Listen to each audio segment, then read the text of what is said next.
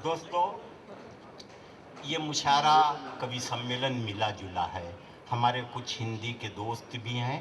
मैंने अभी अर्ज़ किया था, हिंदी उर्दू दो ऐसी ज़बानें हैं कि बग़ैर पढ़े हुए समझ में आती हैं। इससे इसकी क़ुर्बत का अंदाज़ा लगाइए। जनाब संपत सरल साहब एक ऐसे शख्स हैं जो शरद जोशी और केपी सक्सेना, हमारे दो ऐसे व्यंगकार हुए हैं, तंज़निगार हुए हैं, जो नस्र में अपनी बातें इस तरह कहते रहे कि शायरी का लुत्फ़ आता रहा।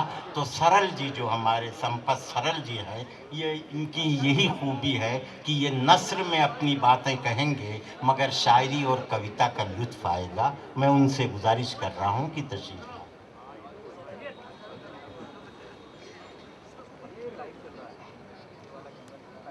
आप सभी सूदी श्रोताओं का अभिवादन करता हूं। बहुत बेहतरीन ढंग से आप कविताओं का, शायरी का आनंद ले रहे हैं। अभी मंजर भाई ने तो बहुत मीठे सुर में बहुत ही अच्छी रचना आप सब लोगों को सुनाई।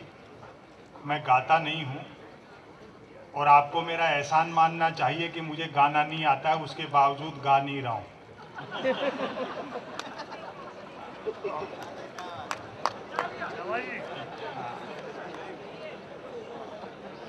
ये जाने वाले बैठ जाए, मैं तो 5-7 मिनट ही बोलूंगा बस।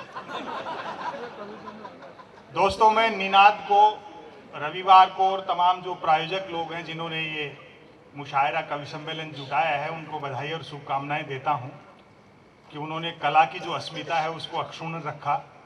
क्योंकि इन दिनों कला की स्थिति देश में वैसे ही बड़ी दयनीय है। बिरजू महाराज तक च्यवनप्राश बेच रहे हैं।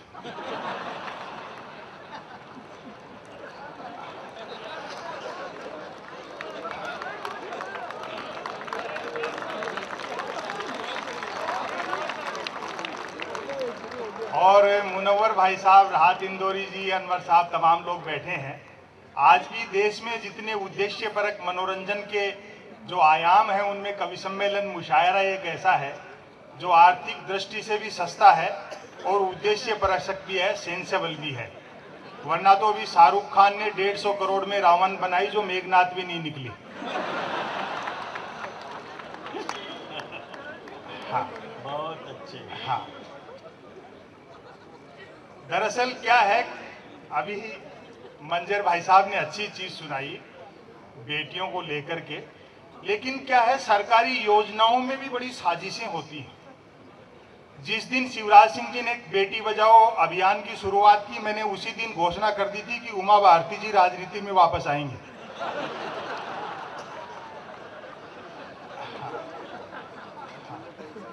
हाँ, हो जाता है इस तरह से। दरअसल यहाँ बड़े शायर वो लोग बैठे हैं जिन्होंने उर्दू शायरी को समकालीन विषयों से जोड़ा, जो पारंपरिक चीजें थी जिनसे लोग उगता गए थे, सामाजिक सरोकारों से जोड़ा। एक समय ऐसा था जब मेरी भी शुरुआत प्यार प्रेम की कविताओं से हुई थी, जब तक मैं अक्लदार नहीं निकली थी।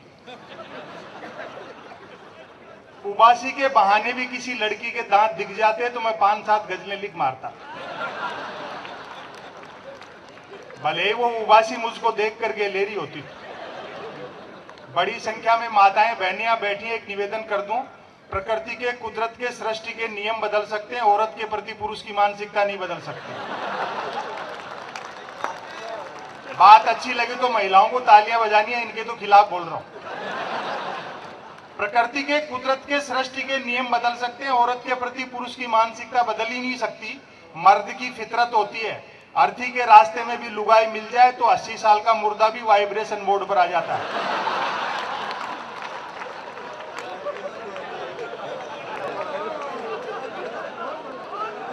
और देखो, दरअसल परमात्मा ने नारी की सर्जना इस सृष्टि में इसलिए की है कि उसका दिमाग सेंटर में रहे। औरत नहीं होती तो आदमी अपने आप को ईश्वर से भी ऊंचा समझता।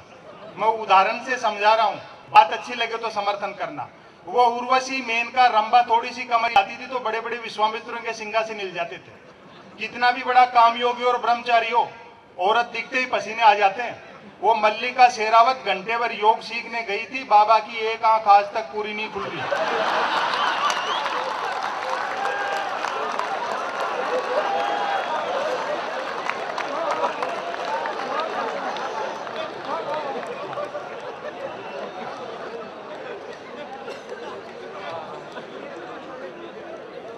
देखो ये प्यार प्रेम का बुखार तभी तक रहता है जब तक आदमी शादी की कुनेन नहीं खा ले। ब्याह की कुनेन खाते प्यार का मलेरिया उतर जाता है। मेरे एक मित्र ने प्रेम विवाह किया। प्यार के दौरान जिस लड़की के साथ जो कंकर झील में फेंके थे, शादी के बाद दाल में निकल रहे। और तालियां आप इस बात पर बजाएंगे, जिस लड़की को लेकर भागा था अब उसको देखते ही भागता है।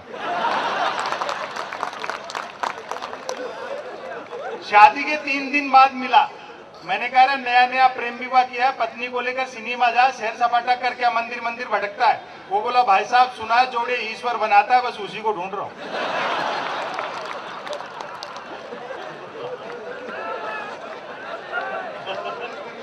ये बहुत त्याग और समर्पण का काम है। हाँ। इसमें आदमी को अपना कैरियर तक दांव पर लगाना पड़ता है।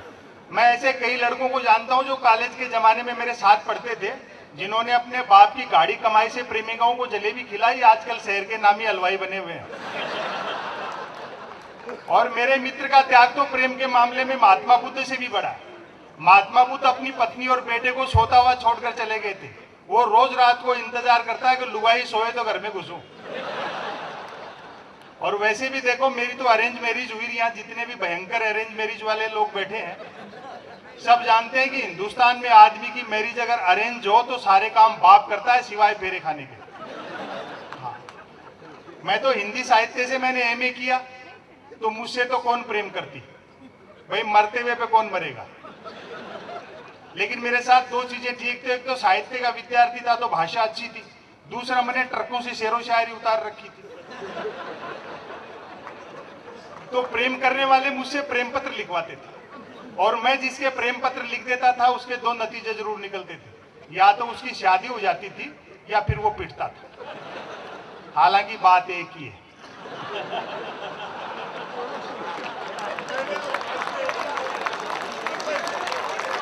बहुत अच्छे सरल जी, क्या कहने हैं। आज भी मिलते हैं जो मेरे प्रेम पत्रों की वजह से ब्याह के मुझे देखते ही दांत पीसते हैं कि नालायक जॉर्ज बुश एक अच्छी खासी अमेरिकी फौज को इराक में उलझा दी। हिंदुस्तानी आदमी तो आम दिन तो छोड़ो, 14 फरवरी को वैलेंटाइन डे आता है, उस दिन तक ढंग से प्रेम नहीं कर सकता सुख से। उस दिन श्री राम सेना वाले तो ये कह देते हैं कि जो भी प्रेम करता हुआ मिला उसको पीटेंगे। और सरकार पुलिस को यह हिदायत दे देती है कि देखो इस दिन कोई प्रेम से वंचित नहीं रह जाए। जो प्रेम करते हुए मिलते हैं उनको तो श्री राम सेना वाले पीटते हैं, जो नहीं करते उनको पुलिस वाले पीटते हैं। आप इंदौर की सांस्कृतिक धर्माधरती के लोग हैं। देखो कबीर को पढ़ो, सूर को पढ़ो, तुलसी को पढ़ो, मीरा को पढ़ो तो पता लगे प्रेम दर्शन का विषय, प्रदर्शन का विषय नहीं। बहुत अच्छे, बहुत अच्छे भाई, बहुत अच्छे। जो नौजवान पीढ़ी बैठी है ये सब मीडिया का फैलाया सब देह का खेल है। बड़ी चुनौतियां हैं जीवन में, कैरियर की लेके, समाज को लेके, देश दुनिया को लेके। प्यार मोहब्बत जैसी कोई बात नहीं रही। समा का स्थान ट्यूबलाइट ने ले लिया। परवाना जलने की गरज से जाता है तो चिपकली खा जाती है। तो जो असली मुद्दे हैं, आजादी के बाद देश में जो कुछ होना चाहिए था वो न होकर के जो नहीं होना चाहिए था वो हुआ, तो व्यंग पैदा हुआ। मुझे बड़ा अच्छा लगा, नौजवान कवि शायरों ने अपनी बात रखी और बुजुर्ग लोग जो हैं वो उनको दाद दे रहे थे, वो बड़े खुश हो रहे थे। वरना एक वर्ग ऐसा भी है बुजुर्गों का जो नॉस्टैल्जिया में जीता है। वो कहता कि अतीत ही सब कुछ सीखता, नया कुछ अच्छा नहीं। आज ही एक सज्जन मिल गए मेरे परिचित इंदौर में, बोले देखो संपत जी क्या जमाना आ गया। एक टाइम ऐसा था, वो हमेशा जमाने को कोसते रहते हैं। बोले मैं 5 रुपए लेके घर से निकलता था और इंदौर के बाजार में घंटे भर में बोरा भर के सामान ले आता था। मैंने कहा साहब अब ये संभव नहीं है क्योंकि हर दुकान में सीसीटीवी कैमरे लग गए। वाह वाह वाह। तकनीक को स्वीकार करो, अपडेट रहो, नए लोगों को गले लगाओ, उनको सीख दो, आपकी छत्र छाया में बैठ करके आगे है। ये गिरावट का समय है। बेटियों को लेकर के भी अच्छी बात हुई। मैं तो खुद 3 बेटियों का पिता हूँ।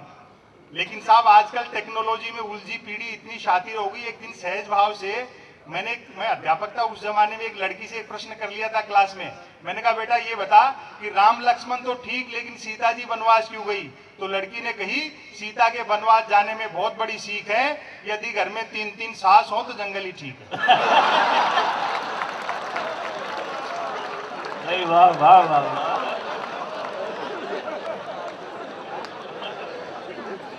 देश के सामने बड़ी चुनौतियां हैं साहब। विकीलीक्स तक खुलासा नहीं कर पा रहा कि भारत में प्रधानमंत्री भी है। वो तो पिछले दिनों मिल गए दिल्ली में, बड़े दुखी थे, बोले यार हमें तो कोई प्राइम मिनिस्टर मानने को तैयार नहीं है। मैंने कहा मनमोहन सिंह जी दुखी मत हो, जब तक सोनिया जी को दूसरा ढंग का आदमी नहीं मिल जाता आप ही भारत के प्रधानमंत्री हो। फिर भी एक मंत्र बताता हूँ, देश नहीं दुनिया मान जाएगी, आप ही भारत के प्राइम मिनिस्टर हो। बस इतना सा कर लो, दिल्ली में आपका जो बंगला है जिसके बाहर नेम प्लेट लगी है जिस पर लिखा हुआ है प्रधानमंत्री डॉक्टर मनमोहन सिंह, नीचे ब्रैकेट में लिखवा लो मैं ही हूं। ये शरद जोशी का शहर है, इसलिए नाम लेकर के जो समस्या है सीधा तीर मारना चाहिए। उनको तो साहब सबसे पहले देश दुनिया को पता लगा भारत में प्रधानमंत्री है जब क्रिकेट वर्ल्ड कप के दौरान मोहाली में सेमीफाइनल हुआ भारत पाकिस्तान को और मनमोहन सिंह जी दिखे टीवी की स्क्रीन पे। अच्छा साहब, उस 72 साल के बुजुर्ग पर क्या गुजरी होगी जिसे 8.5 घंटे क्रिकेट का वो खेल देखना है जिसके बारे में जानता नहीं। लेकिन सोनिया जी भी साहब उनको जानबूझ के ले गई थी। बात अच्छी लगे तो समर्थन करना। सोनिया जी भी मनमोहन सिंह जी को उस क्रिकेट के गेम में जानबूझ के ले गई। भाई कल को कोई भारतीय खिलाड़ी बेईमानी कर लेता तो माफी कौन मांगता? क्या कहने, वाह वाह वाह वाह वाह। फिर उन्होंने देखा एक बुजुर्ग का समय कैसे कटेगा तो गिलानी साहब को पाकिस्तान से बुलवाया। दोनों के सोफे बगल में लग गए। गिलानी साहब को थोड़ा वातावरण अच्छा लगा, नींद आ गई। आधे घंटे बाद आंख खुली तो मनमोहन सिंह जी से पूछ लिया, सिंह साहब गोल हो गया क्या? और जो हमारे नेता खेल संघों पर काबिज है उनकी समझ देखिए। बात मनमोहन सिंह जी के जवाब आपको अच्छा लगे तो समर्थन करना। बोलो सिंह साहब गोल हो गया क्या? मनमोहन सिंह जी बोले गिलानी साहब आप भी हमारे मेहमान होकर कैसी बात कर रहे हो, गोल तो क्रिकेट में होता है। क्या कहने, वाह वाह वाह वाह वाह वाह। मतलब देश को धंधे लगा रखा है। स्वाभिमान यात्रा, जन चेतना यात्रा, पद यात्रा, ये यात्रा वो यात्रा, मूल मुद्दों की अंतिम यात्रा निकाल के छोड़ेंगे। अभी तो बाबा रामदेव आए। बाबा रामदेव और उनका आंदोलन बड़े शांतिपूर्ण ढंग से निपट गए। हाँ, लेकिन बाबा ने योग के मामले में क्रांति कर दी। उनसे एक योग अच्छी तरह से सीखा जा सकता है कि आदमी को जीवन में योग करना चाहिए। उससे क्या है, मनुष्य चुस्त दुरुस्त रहता है। विपत्ति के समय किसी भी महिला के कपड़े पहनो फिट आते हैं।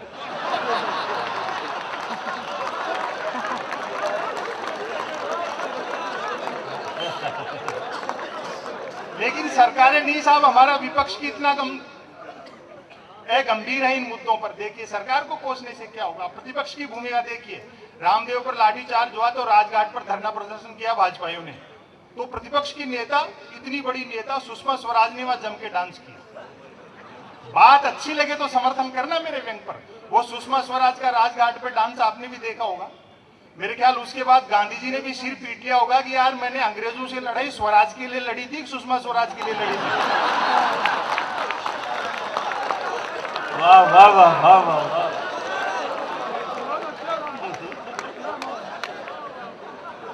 ये गिरावट का दौर है, ये गिरावट का क्षरण का समय है। राम जानकी के स्वयंवर से चले थे, राखी सावंत के स्वयंवर तक आ गए। वो राखी सावंत का स्वयंवर आपने भी देखा होगा। जो स्वयंवर की तरह दिखती है उसने स्वयंवर किया। 16 लड़के एक राखी सावंत, ऐसा स्वयंवर जैसे क्रिकेट का आईपीएल खेल रहे हैं। पहले स्वयंवर का लीग, फिर स्वयंवर का क्वार्टर फाइनल, फिर स्वयंवर का सेमीफाइनल, फिर स्वयंवर का फाइनल। वो तो अच्छा हुआ उस एनआरआई लड़के का सिर्फ सगाई में पिंड छूट गया। भाई देवे ब्याह हो जाता तो भाई को रनर मांगना पड़ जाता।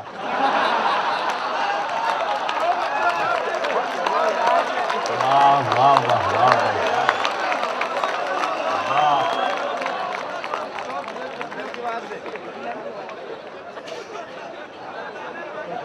लेकिन समय की अपनी सीमाएं हैं, बाकी लोगों को भी आपको सुनना एक रास्ता।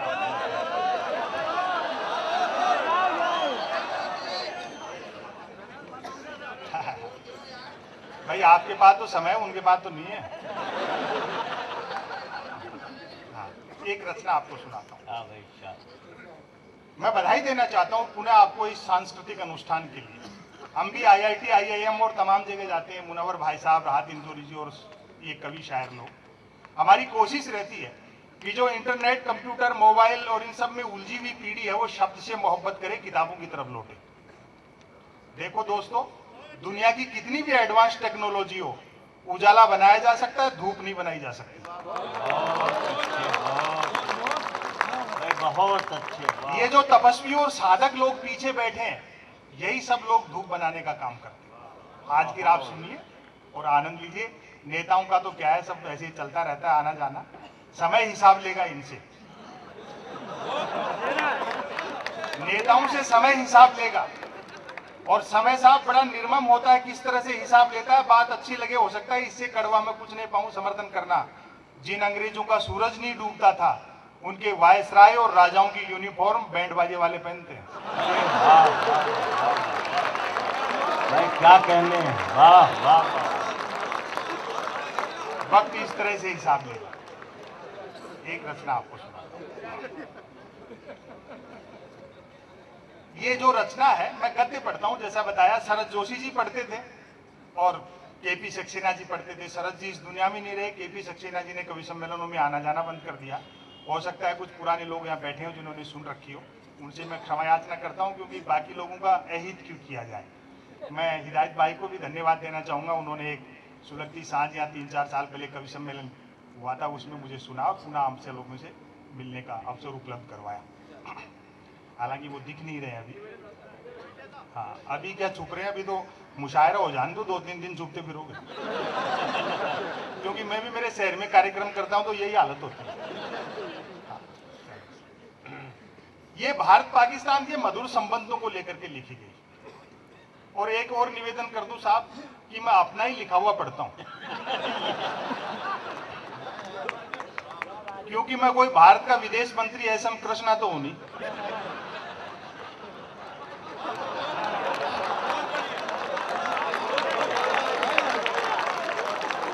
भाई क्या कहने, वाह वाह वाह वाह। वो गया था भाई यूएनओ में, 3 मिनट तक पुर्तगाल के विदेश मंत्री का भाषण ही पढ़ दिया।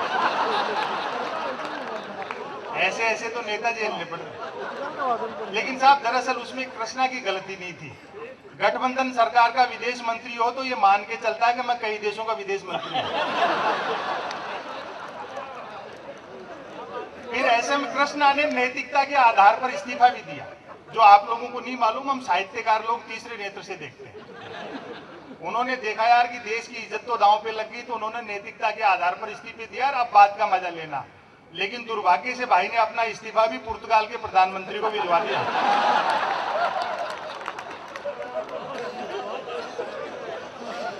अच्छा, पुर्तगाल का प्रधानमंत्री सारे मामले को समझ गया। उसने अपनी सिफारिश लिख करके कृष्णा का इस्तीफा मनमोहन सिंह जी को फॉरवर्ड कर दिया। लेकिन मनमोहन सिंह जी ने भी वो इस्तीफा स्वीकार नहीं किया, क्योंकि वो उसको पुर्तगाल के प्रधानमंत्री का इस्तीफा समझ गए। और मुशायरे में अब तक जितनी तालियां बजी है, समूह रूप में बजाना जहां व्यंग पर मेरी नजर गई। मनमोहन सिंह जी को जब सारा मामला समझ में आया, उसके बावजूद उन्होंने वो कृष्णा का इस्तीफा आगे सोनिया जी को नहीं भिजवाया, इस डर से कि यार सोनिया जी इसको मेरा इस्तीफा नहीं समझ गए।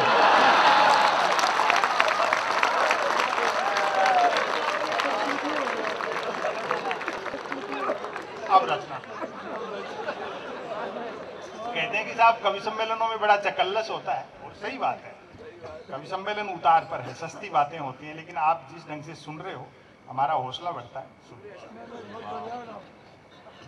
ये भारत पाकिस्तान के मधुर संबंधों को लेकर के लिखी गई। हालांकि पाकिस्तान ने परमाणु विस्फोट कर दिया और वो भी बड़ी एक पावर बन गई दुनिया में, लेकिन भारत आर्थिक रूप से और सामरिक दृष्टि से आज बहुत बड़ी सुपर पावर है। मैं समझता हूं कि युद्ध के मैदान में हमारा पलड़ा 21 ही रहने वाला है, क्योंकि भारत आज एक इतनी बड़ी महाशक्ति बन गया कि पाकिस्तान का जितना सालाना बजट होता है उतना तो अपन कॉमनवेल्थ में खा गए।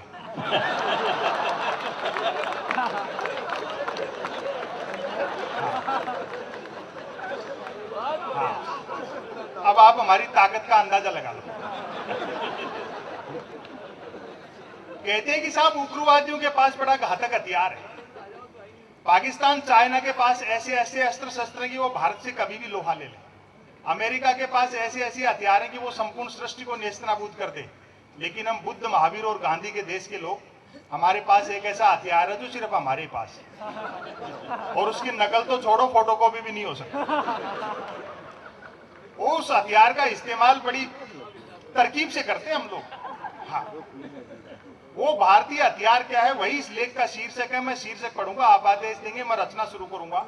वो भारतीय हथियार जिसका नाम लेने मात्र से सामने वाले के पसीने आ जाते हैं, उसका नाम है बातचीत।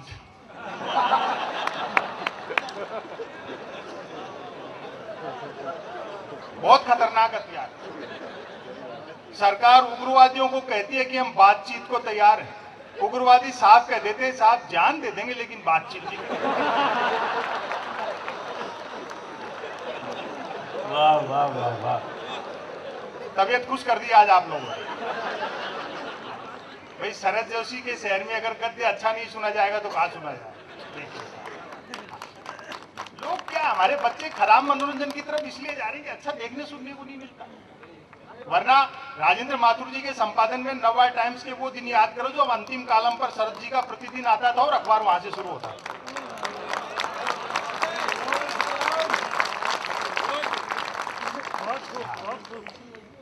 बातचीत। भारत पाकिस्तान ने जब कई दिनों तक बातचीत नहीं की तो अमेरिका ने भारत से बातचीत की। दरअसल क्या है कि हम अमेरिका का डबल रोल नहीं समझ पा रहे हैं। दोनों देश मिले, पहले भी यहीं थे, कहाँ गए थे। ये कवि शायर भी जोड़ने का काम करते हैं, लेकिन जो अमेरिका व्यापारी की भूमिका में है, वहां का राष्ट्रपति पहले इस्लामाबाद आएगा, मिग मिराज उनको दिया, जाते समय राडार अपने को बेच गया। पहले दिल्ली आया, सुई धागा अपने को दिया, कैंची इस्लामाबाद को देगा। अभी ओबामा आए थे तो भारत सरकार ने उनसे भोपाल गैस त्रासदी वाला वारन एंडरसन मांगा। भाई ने अमेरिका जाकर के बिग बॉस के लिए पामेला एंडरसन भिजवा दी।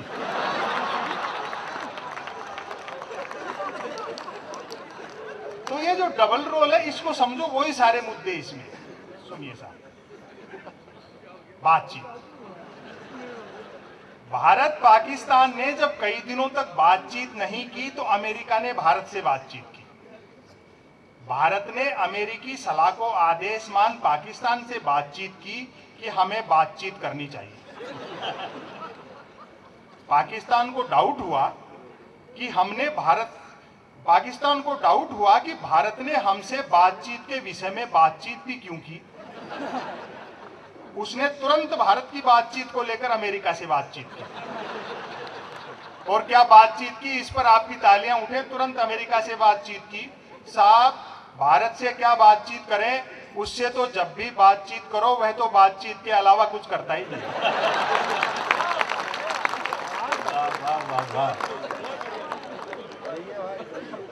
अमेरिका ने बातचीत में समझाते हुए बातचीत की कि आप दोनों का आपसी मसला है, सो आप दोनों आपस में बातचीत करो। इस प्रकार तीनों में बातचीत हो चुकी तो भारत और पाकिस्तान ने एक दूसरे से बातचीत की। पाकिस्तान ने बातचीत का विषय पूछा। अव्यंग पर आपका पुनः आशीर्वाद चाहिए। पाकिस्तान ने बातचीत का विषय पूछा। भारत ने कहा किसी भी फाइनल बातचीत तक पहुंचने के लिए जरूरी है कि हम लगातार बिना विषय की बातचीत करते रहें।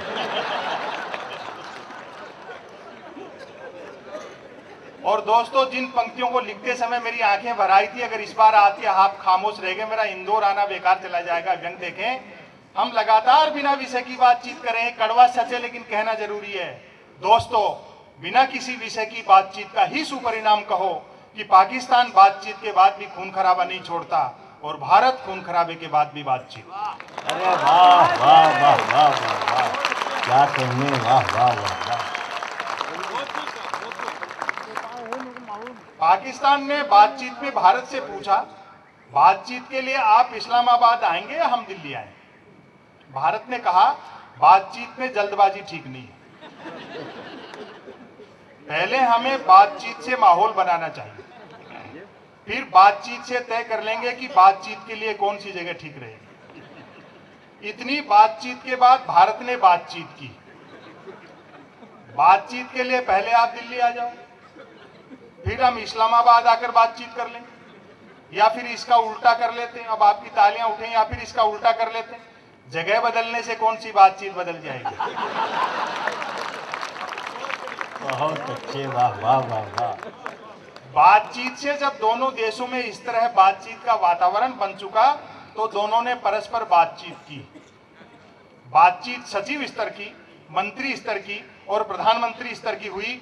दुर्भाग्य कहें कि सौभाग्य, सचिव, मंत्री और प्रधानमंत्री स्तर की बातचीत में सचिवों, मंत्रियों और प्रधानमंत्रियों ने तो बातचीत की, किंतु स्तर रहा उसने कोई बातचीत नहीं। बातचीत टूट नहीं जाए, अतः अमेरिका लगातार दोनों देशों से बातचीत कर ये कहता था कि आप दोनों का आपसी मसला है, सो आप दोनों आपस में बातचीत करो। मैं इसलिए समापन करता हूँ, समापन पर तालियां बजा देना और इसको फिर शुरू कर सकता हूँ। राहत इंदौरी जी का शहर है, उनके सानिध्य में बैठ करके हम सब लोग ये कर रहे हैं। मुनव्वराना जी के 60 साल होने पर आपने उनका सम्मान किया। अब अंत में जो तालियां बजेंगी वो इन दोनों के लिए हो जाता तो भाई को रनर मांगना पड़ जाता।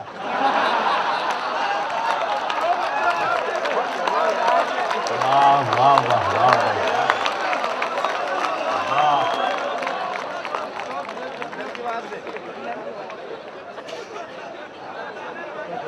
लेकिन समय की अपनी सीमाएं हैं, बाकी लोगों को भी आपको सुनना एक रचना।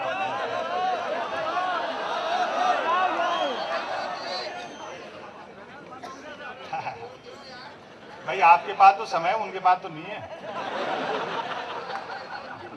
हाँ, एक रचना आपको सुनाता हूँ। हाँ भाई शाह।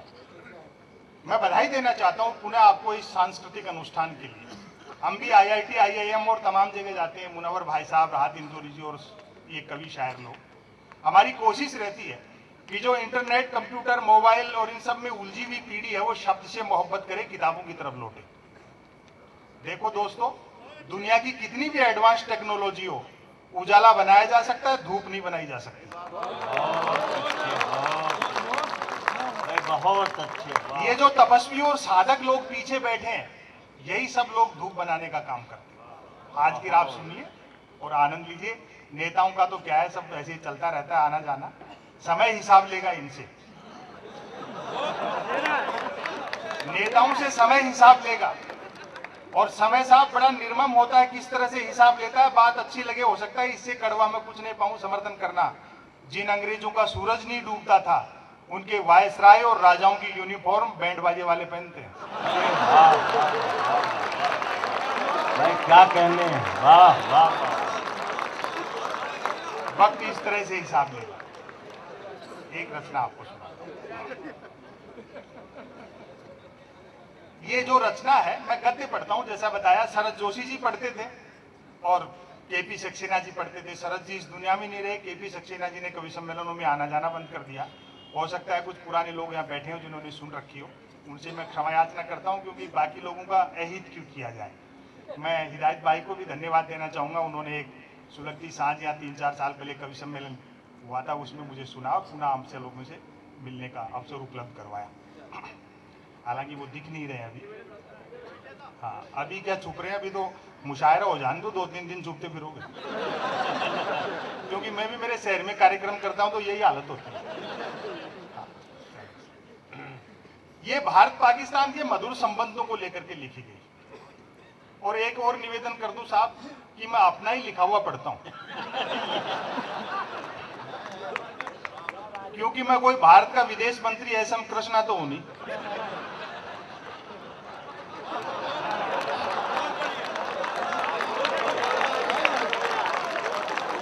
भाई क्या कहने, वाह वाह वाह वाह। वो गया था भाई यूएनओ में 3 मिनट तक पुर्तगाल के विदेश मंत्री का भाषण ही पढ़ दिया। ऐसे ऐसे तो नेता जेल में पड़ गए। लेकिन साहब दरअसल उसमें कृष्णा की गलती नहीं थी। गठबंधन सरकार का विदेश मंत्री हो तो ये मान के चलता है कि मैं कई देशों का विदेश मंत्री हूं। फिर एसएम कृष्णा ने नैतिकता के आधार पर इस्तीफा भी दिया, जो आप लोगों को नहीं मालूम, हम साहित्यकार लोग तीसरे नेत्र से देखते हैं। उन्होंने देखा यार कि देश की इज्जत तो दांव पे लग गई, तो उन्होंने नैतिकता के आधार पर इस्तीफे दिया। अब बात का मजा लेना। लेकिन दुर्भाग्य से भाई ने अपना इस्तीफा भी पुर्तगाल के प्रधानमंत्री को भिजवा दिया।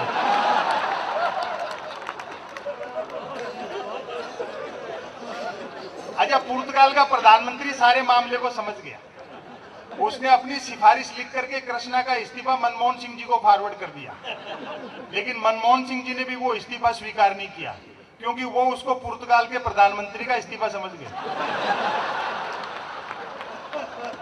और मुशायरे में अब तक जितनी तालियां बजी है समूह रूप में बजाना जहां व्यंग पर मेरी नजर गई। मनमोहन सिंह जी को जब सारा मामला समझ में आया, उसके बावजूद उन्होंने वो कृष्ण का इस्तीफा आगे सोनिया जी को नहीं भिजवाया, इस डर से कि यार सोनिया जी इसको मेरा इस्तीफा नहीं समझते।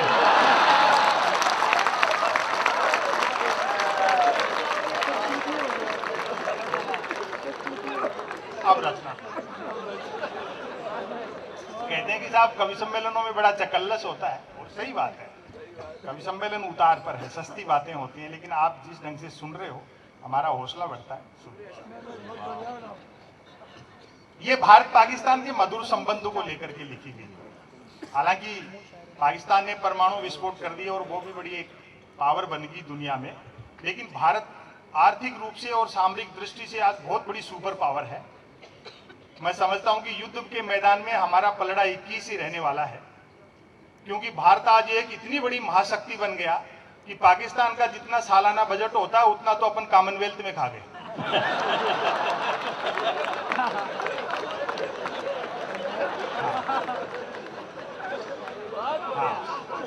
अब आप हमारी ताकत का अंदाजा लगा लो। कहते हैं कि साहब उग्रवादियों के पास बड़ा घातक हथियार है। पाकिस्तान चाइना के पास ऐसे ऐसे अस्त्र शस्त्र हैं कि वो भारत से कभी भी लोहा ले ले। अमेरिका के पास ऐसे ऐसे हथियार हैं कि वो संपूर्ण सृष्टि को नेस्तनाबूद कर दे। लेकिन हम बुद्ध, महावीर और गांधी के देश के लोग, हमारे पास एक ऐसा हथियार है जो सिर्फ हमारे पास है, और उसकी नकल तो छोड़ो, फोटोकॉपी भी नहीं हो सकती। उस हथियार का इस्तेमाल बड़ी तरकीब से करते हैं हम लोग। हाँ, वो भारतीय हथियार क्या है वही इस लेख का शीर्षक है। मैं शीर्षक पढ़ूंगा, आप आदेश देंगे, मैं रचना शुरू करूंगा। वो भारतीय हथियार जिसका नाम लेने मात्र से सामने वाले के पसीने आ जाते हैं, उसका नाम है बातचीत।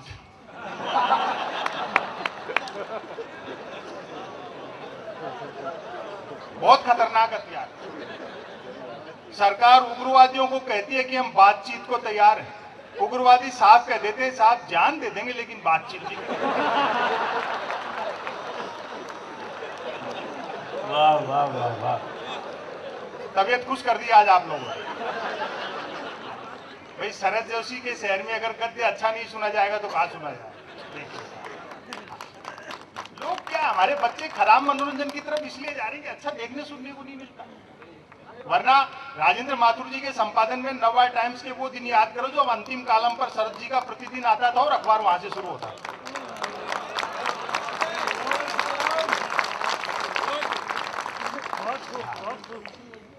बातचीत। भारत पाकिस्तान ने जब कई दिनों तक बातचीत नहीं की तो अमेरिका ने भारत से बातचीत की। दरअसल क्या है कि हम अमेरिका का डबल रोल नहीं समझ पा रहे हैं। दोनों देश तो मिलने में है, पहले भी यहीं थे, कहाँ गए थे। ये कवि शायर भी जोड़ने का काम करते हैं, लेकिन जो अमेरिका व्यापारी की भूमिका में है, वहां का राष्ट्रपति पहले इस्लामाबाद आएगा, मिग मिराज उनको दिया, जाते समय राडार अपने को बेच गया।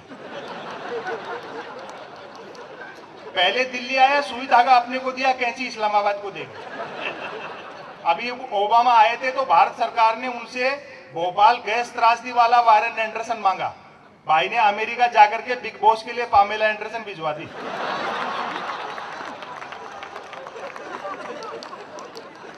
तो ये जो डबल रोल है इसको समझो, वही सारे मुद्दे इसमें। सुनिए साहब, बातचीत।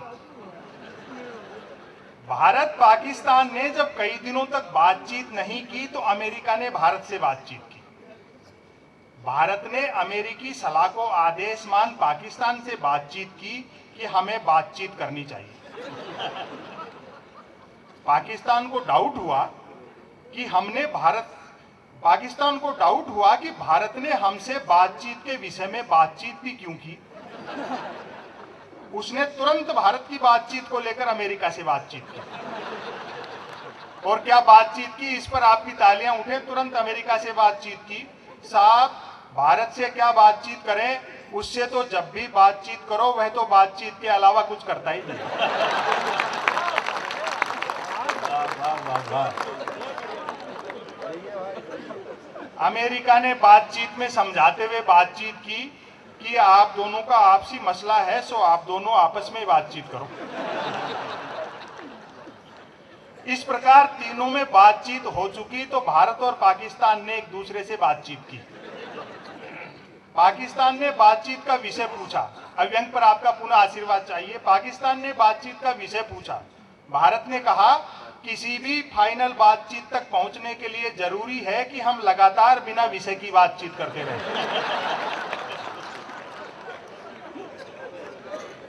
और दोस्तों, जिन पंक्तियों को लिखते समय मेरी आंखें भर आई थी, अगर इस बार आती आप खामोश रह गए, मेरा इंदौर आना बेकार चला जाएगा। व्यंग देखें, हम लगातार बिना विषय की बातचीत करें। कड़वा सच है लेकिन कहना जरूरी है।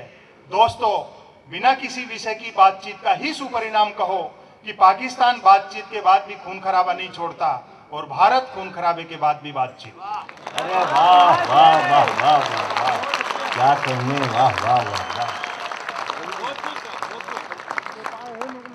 पाकिस्तान ने बातचीत में भारत से पूछा, बातचीत के लिए आप इस्लामाबाद आएंगे या हम दिल्ली आए? भारत ने कहा, बातचीत में जल्दबाजी ठीक नहीं है। पहले हमें बातचीत से माहौल बनाना चाहिए, फिर बातचीत से तय कर लेंगे कि बातचीत के लिए कौन सी जगह ठीक रहेगी। इतनी बातचीत के बाद भारत ने बातचीत की। बातचीत के लिए पहले आप दिल्ली आ जाओ, फिर हम इस्लामाबाद आकर बातचीत कर लेंगे, या फिर इसका उल्टा कर लेते हैं। अब आपकी तालियां उठें, या फिर इसका उल्टा कर लेते हैं। जगह बदलने से कौन सी बातचीत बदल जाएगी?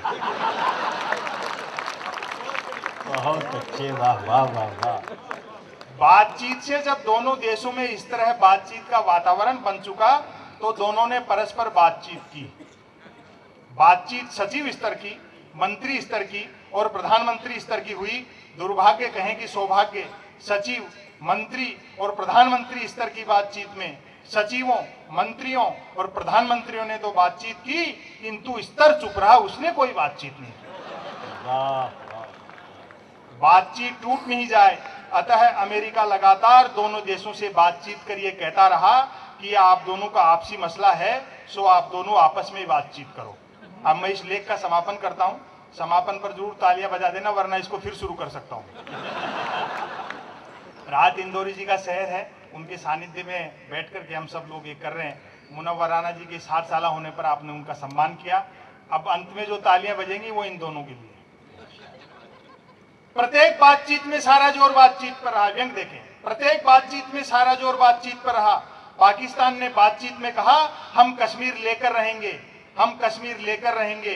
भारत ने बातचीत में कहा, हम कश्मीर सुई की नोक की बराबर भी नहीं देंगे।